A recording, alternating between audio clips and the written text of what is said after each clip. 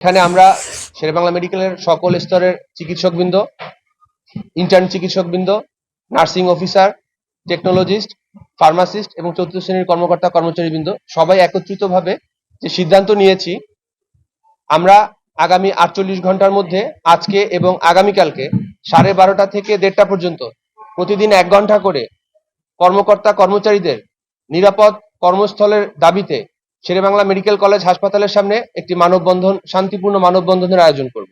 এই 48 ঘন্টার মধ্যে ডাক্তার এবং কর্মচারীদের উপর হামলাকারী দোষীদের যদি গ্রেফতার করা না হয়, আমরা 48 ঘন্টা পরে পূর্ণ শাটডাউনে যাব এবং এই 48 ঘন্টা যে আমরা সার্ভিসটা চালু রাখবো শুধুমাত্র রোগীদের কথা চিন্তা করে, বরিশালবাসীর জনস্বাস্থ্যের কথা চিন্তা করে আমরা আমাদের সার্ভিসটা চালু রাখবো। এই সিদ্ধান্ত আমরা নিয়েছি। যদি এই 48 ঘন্টা সার্ভিস চালু রাখার মধ্যে কোনো কর্মকর্তা কর্মচারী বা হাসপাতালের কোনো স্থাপনার উপর কোনো হামলা হয় বা কোনো অপ্রীতিকর ঘটনা হয়, তাহলে তৎক্ষণাৎ আমরা কর্মবিরতিতে যাব এবং সেক্ষেত্রে যে জনদুর্ভোগ হবে সেজন্য সম্পূর্ণ দায়ী থাকবে এই হামলাকারীরা। যদি 48 ঘন্টার মধ্যে এই দোষীদের গ্রেফতার করা না হয়, তাহলে আমরা 48 ঘন্টা পরে কমপ্লিট শাটডাউনে যাব। আমরা আগামী 48 ঘন্টায় শুধু শান্তিপূর্ণ 2টা মানববন্ধন করব।